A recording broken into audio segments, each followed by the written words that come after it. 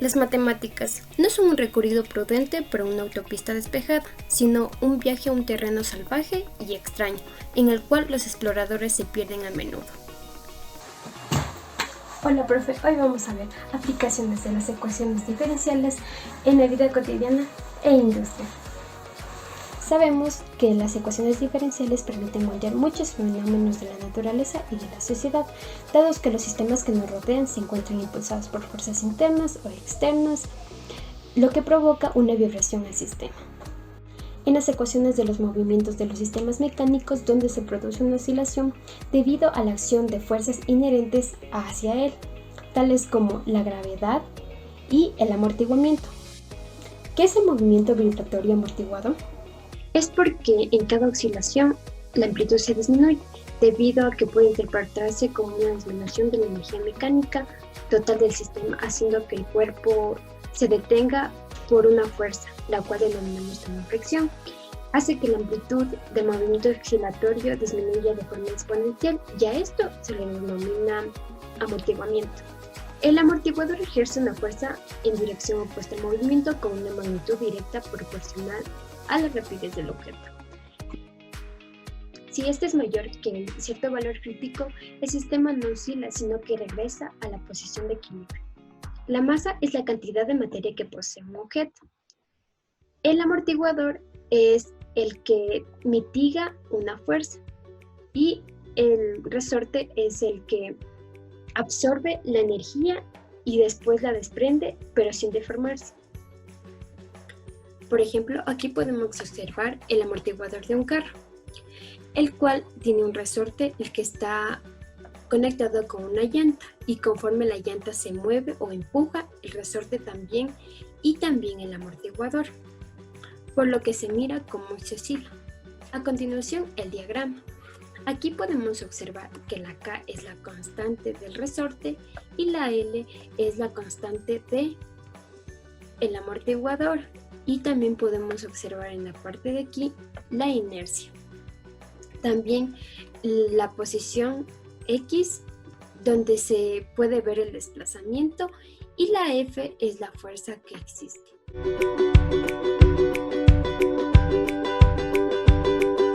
Las ecuaciones diferenciales pueden ser utilizadas en fenómenos físicos ocurridos en la naturaleza para calcular sus movimientos. En este proyecto estudiaremos el movimiento vibratorio amortiguado, que es un movimiento donde actúa una fuerza de fricción que hace que el objeto se detenga, como por ejemplo un resorte que está ampliado a un muelle y se deja caer una masa en él. Este va a tener un movimiento reparador que lo llevará a su punto de equilibrio. Para esto utilizaremos fórmulas que nos dejarán saber qué tipo de movimiento amortiguado es. Pero primero vamos a saber cuál es el origen de estas fórmulas.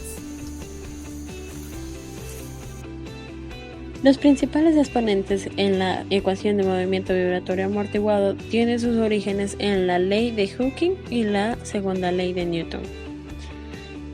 Ejemplo: en un diagrama de cuerpo libre de un resorte actúa una fuerza que causa la detención del movimiento, y esa fuerza de amortiguamiento es igual a la fuerza del resorte que va en contra del movimiento.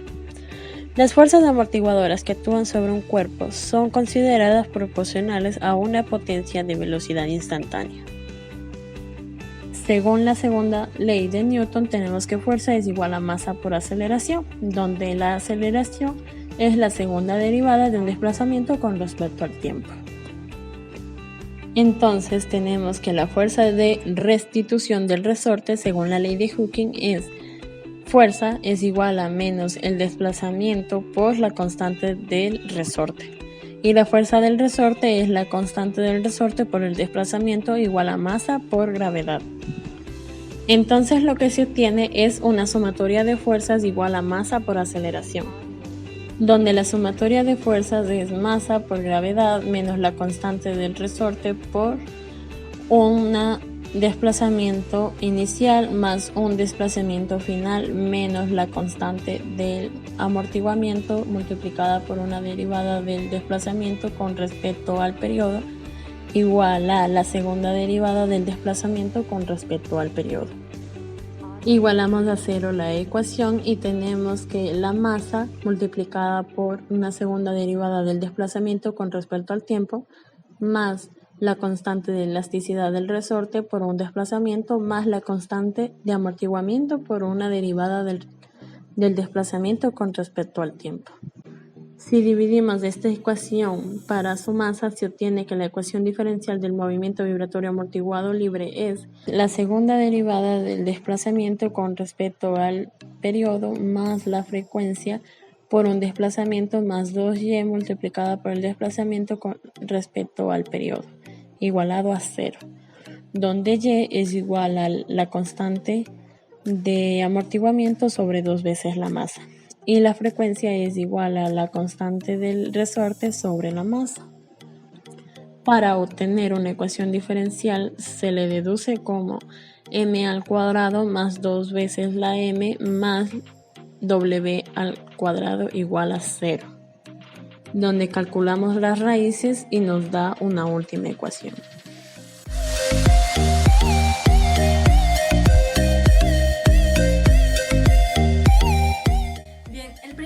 Que les voy a hablar es sobre el movimiento sobreamortiguado, de la cual partimos de la ecuación resuelta en el origen, en la cual es esta: lambda al cuadrado menos frecuencia al cuadrado, que esta es mayor que 0.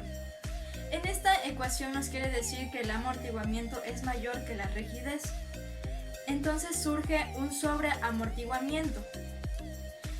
Esto es equivalente a tener raíces reales, para lo cual nos da la siguiente ecuación. Con la siguiente ecuación diferencial nos apoyamos en esta imagen, que nos quiere decir que en el tiempo cero se le dio una velocidad donde llega a un punto máximo y va disminuyendo cada vez más su posición, por lo cual se va haciendo cero. Otro ejemplo que nos puede ayudar en este caso es de la de un resorte que se suelta y lentamente va volviendo a su posición inicial. Prácticamente se puede decir que en este caso no existe una oscilación. Entonces, si el tiempo tiende al infinito, esta se va haciendo cero y nunca va a cruzar el eje X. Bien, para el segundo caso es del movimiento críticamente amortiguado. Esto quiere decir ahora que lambda al cuadrado menos la frecuencia al cuadrado va a ser igual a 0. Es decir que nos van a dar un mismo valor, tanto el amortiguador y el resorte, y para lo cual nos va a salir ahora la siguiente ecuación diferencial, que es esta de aquí. En este segundo caso tenemos la siguiente ecuación diferencial, donde lambda va a ser igual a infinito y x va a ser igual a 0. El movimiento críticamente amortiguado posee una velocidad mayor, es decir, si en el tiempo 0 aumentamos el valor de x y comprimimos el resorte, en un intervalo de tiempo tanto el resorte y el amortiguador cambian muy rápido su posición, ya que actúan de igual forma. Este caso no es un movimiento oscilatorio. Y también se observa que el movimiento es bastante similar al de un sistema sobreamortiguado. La diferencia entre ambos es que en este último el movimiento de la masa puede pasar más de una vez por la posición de equilibrio. En este tercer caso vamos a ver sobre el movimiento subamortiguado. Este movimiento nos quiere decir ahora que lambda al cuadrado menos frecuencia al cuadrado es menor que 0. Esto nos da a conocer especialmente que lambda va a ser la parte real y lo que se encuentra en la raíz va a ser la parte imaginaria, por lo cual el amortiguamiento va a ser muy pequeño. Y esto nos va a dar la siguiente ecuación diferencial. En este último caso tenemos la siguiente ecuación diferencial donde el amortiguamiento es muy pequeño, por lo que en un intervalo de tiempo inicial tenemos que x es 0 y en donde se suelta el resorte y este va a comenzar a oscilar después de un intervalo de tiempo donde t puede ser igual a infinito y x va a tender a 0. El resorte se va a detener porque el amortiguador detiene el movimiento lentamente, ya que este está en contra del mismo. Otro esquema que nos puede ayudar para este caso es de una niña que se divierte en un columpio impulsada por su amigo. Cuando deja de empujar el columpio, disminuirá gradualmente la amplitud debido al roce del aire hasta llegar a la posición de equilibrio, donde va a ser 0.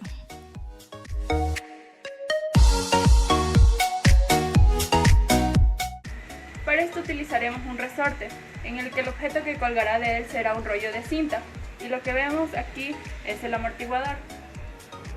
Bueno, ahora pondremos en práctica todo lo aprendido a través de un experimento.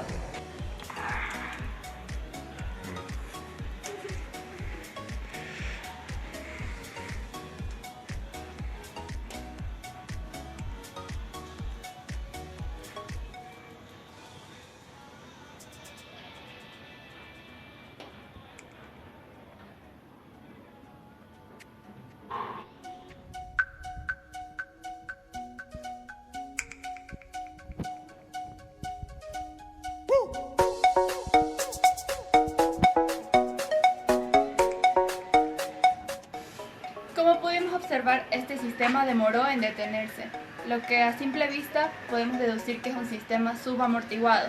Sin embargo, ¿cómo podemos comprobarlo en teoría? En la anterior presentación se realizó un experimento con los siguientes datos. Una joven lanzó un objeto con una masa de 0,25 kilogramos que está sostenido a un resorte con una constante de 5. El objeto se lanzó a una velocidad de 1 metro por segundo, a la altura de 0,5 arriba del punto de equilibrio. La joven observa y se pregunta ¿por qué se demora ese tiempo en detenerse? ¿Qué tipo de amortiguamiento se ejerce en el sistema? ¿Y cuál es su frecuencia angular? Tenemos datos como la masa, la constante del resorte, la velocidad inicial y la posición inicial. Recordemos que el beta es proporcional a la velocidad, por tanto la constante de amortiguamiento es igual a 1. Por otro lado tenemos las condiciones iniciales, que son en tiempo cero, que describen la posición inicial y la velocidad inicial. Entonces nos preguntan, ¿qué tipo de amortiguamiento se ejerce en el sistema y con qué frecuencia oscila? Usamos esta ecuación homogénea en la que reemplazamos los datos iniciales. Nos damos cuenta que es un polinomio de segundo orden, por lo que podemos resolverlo por la fórmula general. Como respuesta tenemos una parte real y una parte imaginaria, lo que nos dice que es una raíz compleja y por tanto un caso subamortiguado. Tenemos la solución general de raíces complejas, solo reemplazamos el valor de a y beta, pero aún nos falta encontrar la constante 1 y la constante 2. Hacemos uso de las condiciones iniciales y vemos hoy que para la constante 1 simplemente reemplazamos datos y nos da que es igual a 1 medio. Pero para la constante 2, como la condición inicial lo indica, hay que hacer una derivada, y en este caso es una derivación de productos. Y luego procedemos a reemplazar valores. Llegamos a un punto de la solución donde tenemos constante 1 y constante 2. Recordemos que ya teníamos el valor de constante 1, por tanto podemos reemplazarlo. Hacemos un despeje y encontramos que constante 2 también es igual a 1 medio. Y podemos reemplazar en la solución general y ya la tendríamos completa. Otra pregunta que nos hace es con qué frecuencia oscila. Ya tenemos una fórmula preestablecida, entonces solo reemplazamos datos y nos da que es igual a 3.15 segundos.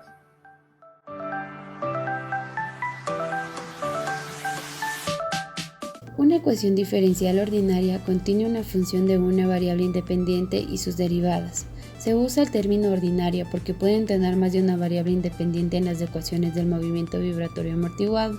Este movimiento tiene su origen en la ley de Hooke y la segunda ley de Newton. Se puede observar que el movimiento vibratorio amortiguado está presente en los estudios de la mecánica, porque las fuerzas de amortiguación son directamente proporcional a la potencia de velocidad.